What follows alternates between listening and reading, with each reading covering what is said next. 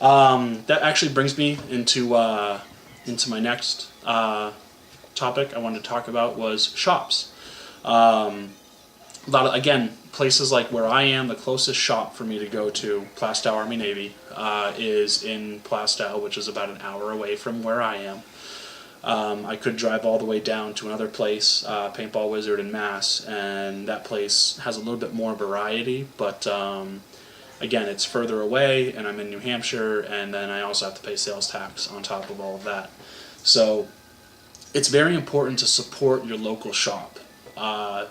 With the industry being the way it is, the people who are taking the risk of opening up a shop, like Paintball Wizard in Mass, all they sell is paintball equipment. That's it. So they have to they try to do whatever they can to get as much business as they can. But if they don't get any business, then they're going to go out.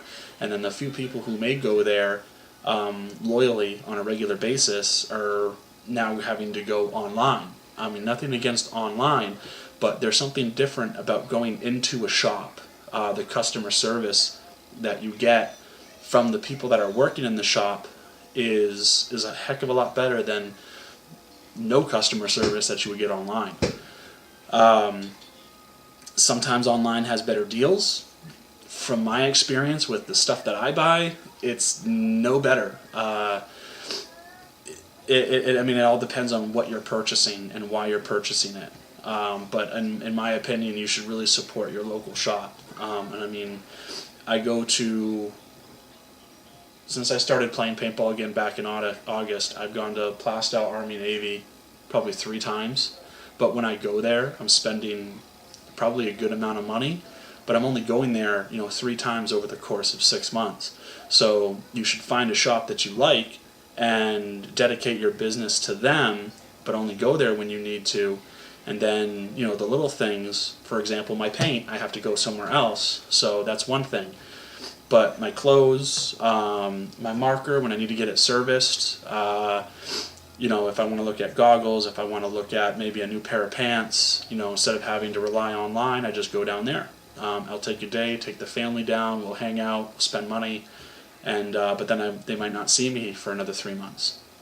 So it's important you support your local shop, and take what you can get from shops around the area rather than just solely relying online, because those people are taking the highest risk of anyone, and it's very important that you support your local business in your area.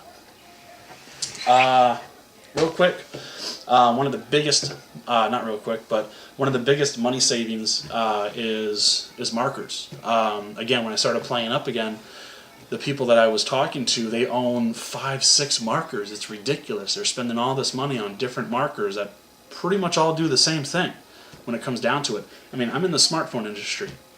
It's like someone having each variation of the iPhone. So you've got, 7 different variations of the iPhone. You've got the first, 3G, 3GS, 4, 4S, 5, 5C, 5S. So that's 8. That's 8 different variations of the iPhone. That's like someone having all 8 iPhones. When from iPhone A, the very first one, to iPhone C, there's minor differences.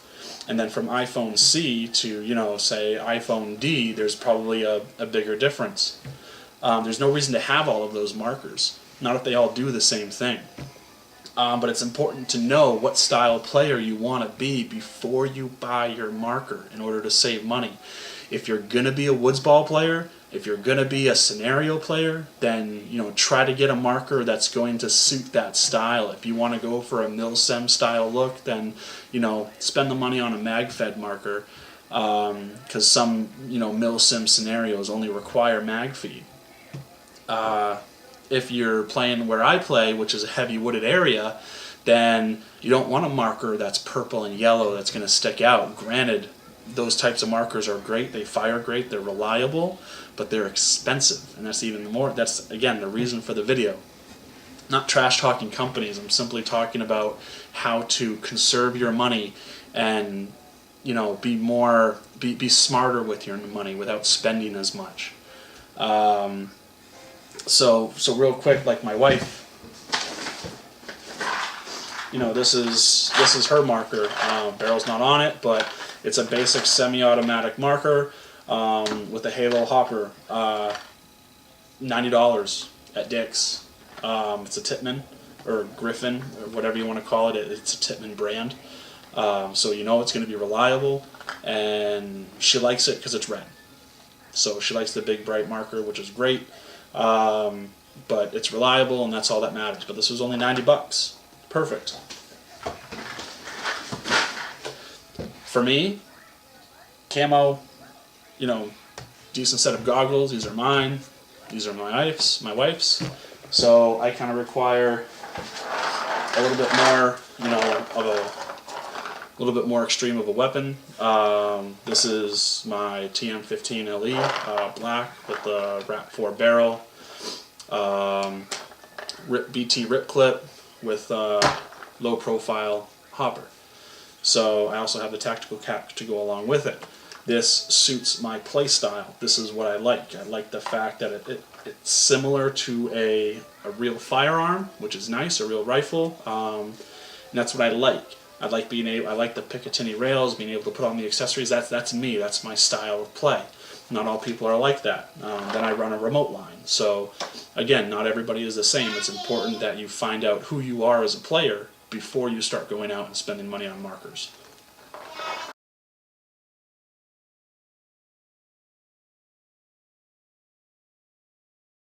So to piggyback off of markers, you've also got vests. It's crazy how many vests there are.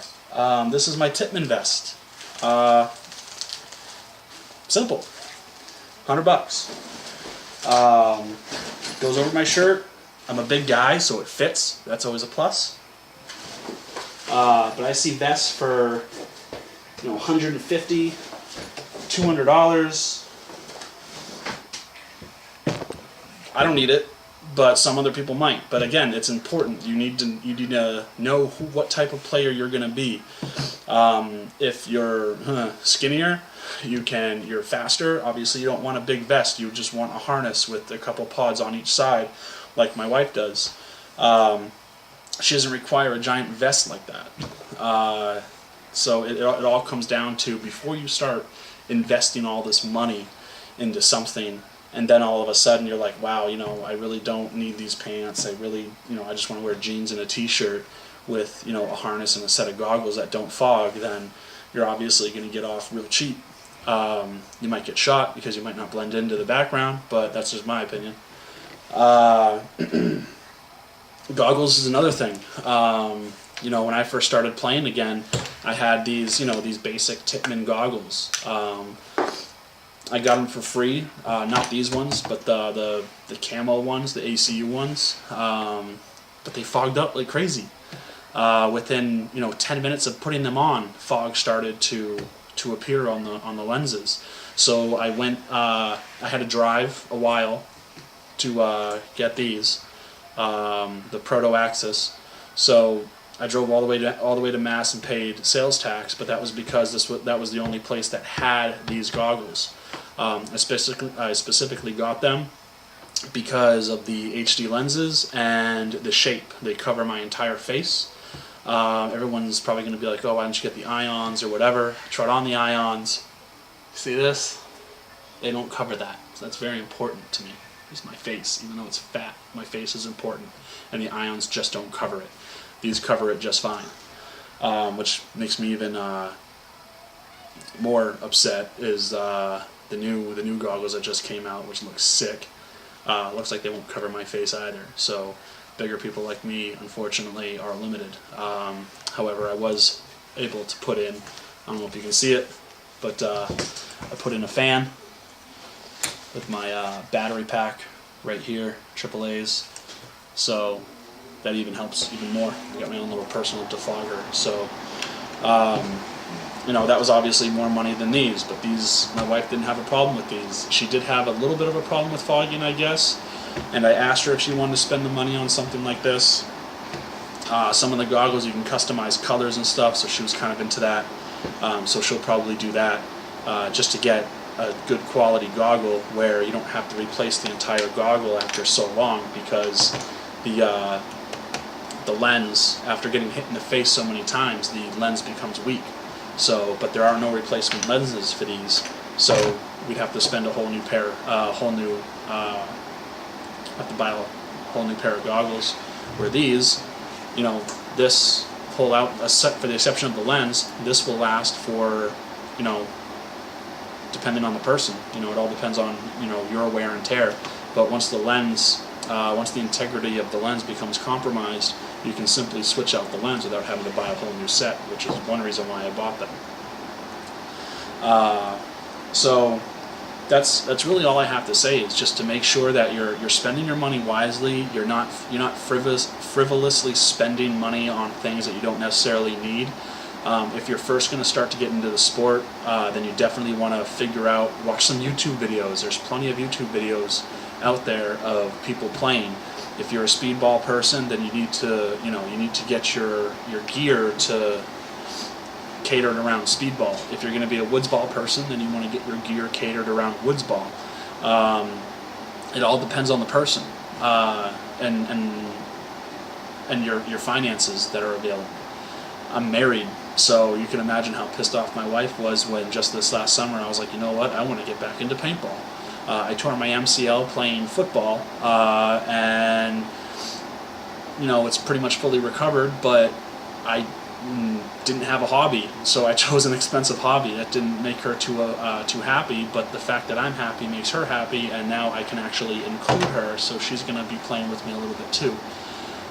So if you're married, that's a good tip too. To get into it is to play together. But like I said, that's really all I wanted to do this video on, was just ways to save money on paintball. The last one I saw was probably done 5 years ago. I'm sure not a whole lot has changed, but when I watch a video and I see that was made 5 years ago, it might not necessarily be something I want to watch right now. I might want to look for something more recent first, but I'll go ahead and save it or subscribe just to watch it later if I don't find anything later. So find out who you want to be as a player.